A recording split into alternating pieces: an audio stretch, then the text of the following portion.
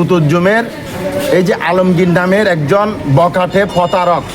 যারা কয়েকদিন আগে একজন ব্যবসায়ীর বিশাল একটা স্বর্ণের একটা তারা হাতিয়ে নিয়েছিল। তাদের বিরুদ্ধে সাংবাদিক মহেশখালীর যারা সাংবাদিক আছে তারা রিপোর্ট করেছিল, থানা থেকে অনেক পুলিশ গিয়েছিল, প্রশাসন গিয়েছিল। তারা কুতুজ্জুমের মধ্যে এমন কোনো হীন কাজ নাই, এমন কোনো অপরাধ নাই, মাদক থেকে শুরু করে প্যারাবন কাটা থেকে শুরু করে এমন কোনো হীন কাজ নাই, তারা করতেছে না। তাজি কাটা আর ভাই আমানুল্লাহ ও লইরে আর মামার লইরে পান্নার ব্যবসা করে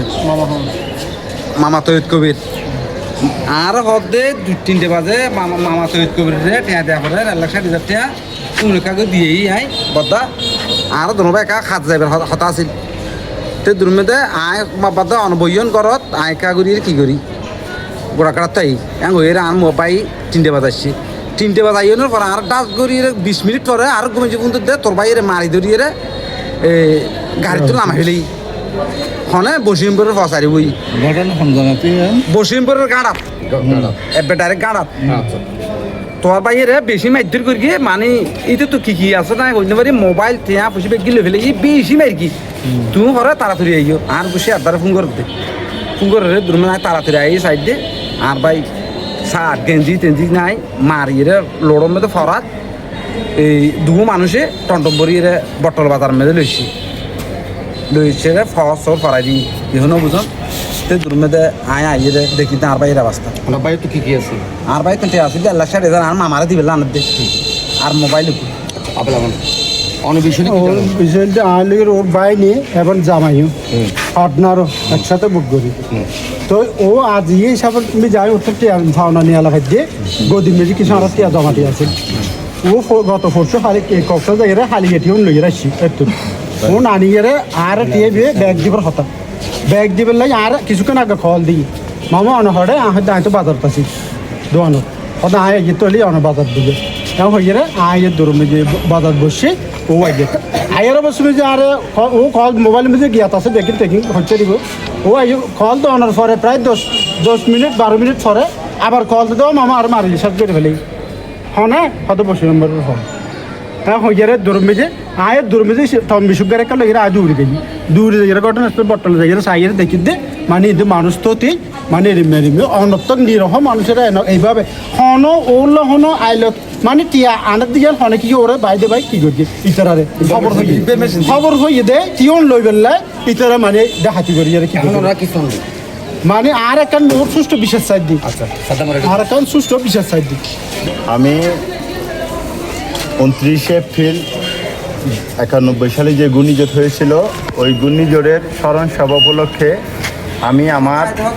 পরিবেশ সংগঠনের টিম নিয়ে আমি কুতুজ্জুম দাখিল মাদ্রাসার সামনে দাঁড়িয়েছিলাম। তখন বশির মেম্বারের বাড়ির সামনে অনেকগুলো মানুষ দেখে আমি তাদেরকে নিয়ে ওইখানে যাই, গিয়ে দেখি আমি মনে করছিলাম গাড়ি অ্যাক্সিডেন্ট হয়েছে। পরবর্তীতে দেখতেছি বশির মেম্বারের ছেলে রুবেল, মোশারফ,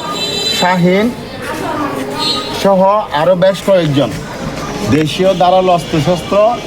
এবং বন্দুক সহ নিয়ে তাজিয়ে কাটা থেকে যারা গাড়ি নিয়ে আসতেছে সম্মানিত ব্যক্তি যারা আছে তাদের প্রত্যেককে গাড়ি থেকে নামিয়ে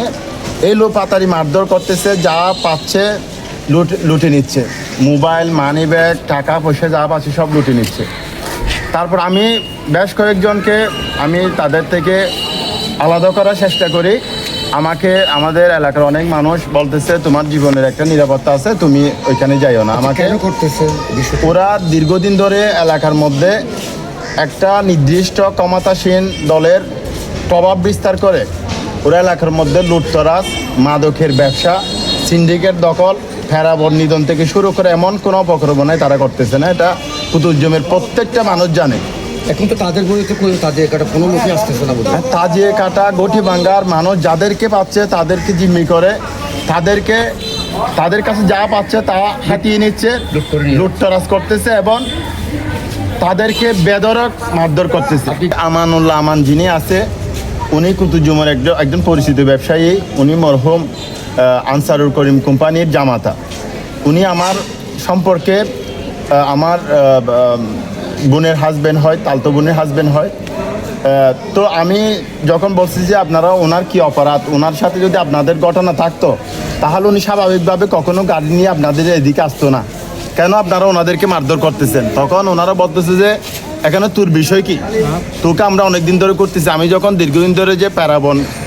কাটা হচ্ছে, সিন্ডিকেটের যে দখল হচ্ছে, এগুলোর বিষয়ে যখন কথা বলতেছে তোমাকে আমরা দীর্ঘদিন ধরে খুঁজতেছি, সে কথা বলে ওরা আমাকে পিছন থেকে কি একজন আমাকে কোনো একটা দাঁড়ালো একটা কিছু নিয়ে জোরে একটা আমাকে আঘাত করে, আমি হাতটা এখনো উপরে তুলতে পারতেছি না। এবং আমাকে হত্যা করার জন্য আপনারা আমার এলাকায় গেলে বুঝতে পারবেন, সশস্ত্র অস্ত্রশস্ত্র নিয়ে আমাদের বাড়িতে পর্যন্ত প্রবেশ করে আমাদের এলাকার বাধা দিয়ে ওদেরকে ঢুকতে দেয় নাই। এবং কুতুবজুম বটতলি বাজারে অনেকে সম্ভবত হয়তো ভিডিও ফুটেজ দেখেছে, কুতুবজুম বটতলি বাজারে ওরা সশস্ত্র অস্ত্রশস্ত্র নিয়ে এসেছিল। তাদের মোশারফ, রুবেল, তারপর হচ্ছে শাহিন, তাদের সহ যারা তাদের সাথে রয়েছে তাদেরকে ইন্ধন দিচ্ছে কুতুবজুমের এই যে আলমগীর নামের একজন বখাটে প্রতারক, যারা কয়েকদিন আগে একজন ব্যবসায়ীর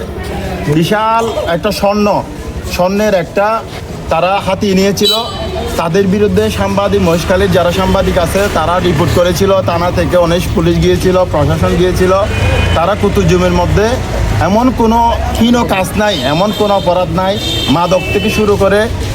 প্যারাবন কাটা থেকে শুরু করে এমন কোনো হীন কাজ নাই, তারা করতেছে না। এই হাজিয়ে কাটা এবং গটিভাঙ্গার মানুষ সবচেয়ে বেশি অনিরাপদ এখন কুতুবজুমে। এখন কি চাচ্ছেন আমরা প্রশাসনিকভাবে আপনারা সাংবাদিক বৃন্দ, মিডিয়া যারা মহেশখালী মিডিয়া আছেন, তাদের মাধ্যমে তাদের এই অপরাধগুলো আমি সমাজের চোখে দেখিয়ে দিতে চাই। এবং মহেশখালী থানার প্রশাসনের কাছে আমার কুতুবজুমবাসীর পক্ষ থেকে আমার বিনীত অনুরোধ হচ্ছে, তাদের বিরুদ্ধে আইনি পদক্ষেপ নিয়ে সাধারণ ব্যবসায়ী, সাধারণ মানুষ যাদেরকে হয়রানি করেছে, অত্যাচার করেছে, নির্যাতন করেছে, লুটপাট করেছে, তাদের টাকা পয়সা যেন দ্রুত সময়ের মধ্যে উদ্ধার করে দেয় এবং তাদের বিরুদ্ধে যেন আইনানুগ ব্যবস্থা নেয়, সেটাই আমি আশা করছি।